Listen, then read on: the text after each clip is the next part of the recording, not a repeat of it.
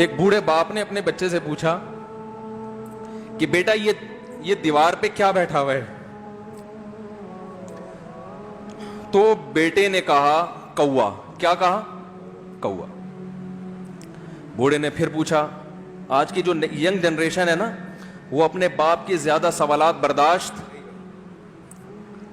بولو نا، وہ خدا کی قسم سارا دن موٹیویشنل اسپیکر کو سنتی رہے گی نا، پھر بھی اپنے باپ کی بات اس کو برداشت نہیں ہوگی۔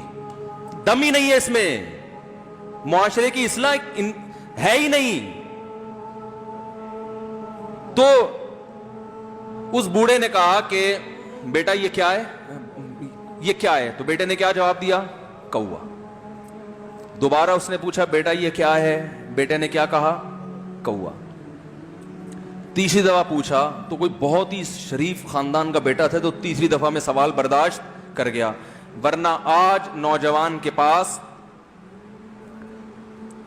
بوڑھے باپ اور بوڑھی ماں کو برداشت کرنے کا حوصلہ نہیں ہے۔ 2-3 سوالات پر ہی آگ بگولا ہو جاتے ہیں۔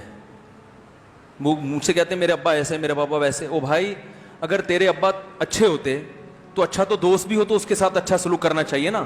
ابا اما تو خراب ہوں، پھر اچھا سلوک کرنے کا حکم، اس لیے کہ ان کے احسانات ان کی برائیوں سے بولو زیادہ ہیں۔ جو احسان انہوں نے کر دیا، وہ ایسا آپ پر احسان کر دیا ہے کہ اب اس کا بدلہ قیامت تک آپ نہیں چکا سکتے۔ تو وہ باپ نے دوبارہ پوچھا، تیسری دفعہ پوچھا یہ کیا ہے؟ تو بیٹے نے کہا کیا ایک سوال کی پخ لگا کے رکھی ہوئی، کچھ اور کام کر لو ابا، بار بار ایک ہی سوال ریپیٹ کر رہے ہو۔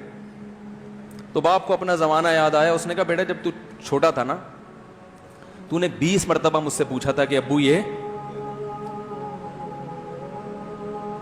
20 مرتبہ پوچھا تھا، اور میں ایک دفعہ بھی میں نے جھنجھلا کے جواب بولو نہیں دیا تھا۔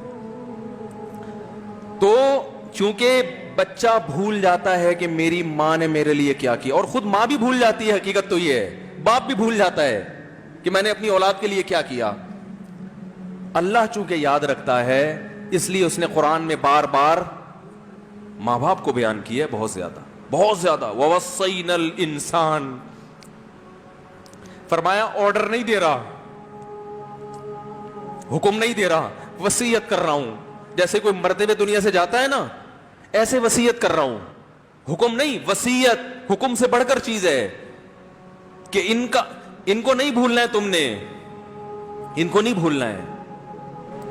تو میرے لیے سب سے مشکل جو ٹاپک ہے نا،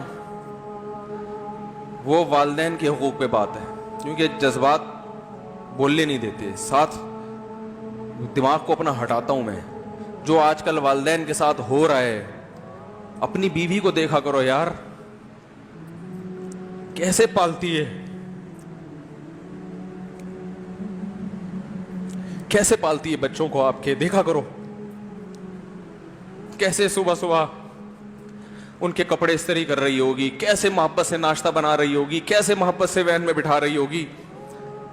عورت کسی کے لیے بھی منافقت رکھ سکتی ہے، کسی سے بھی دشمنی رکھ سکتی ہے، اولاد کے لیے ماں سے بڑا تحفہ بولو،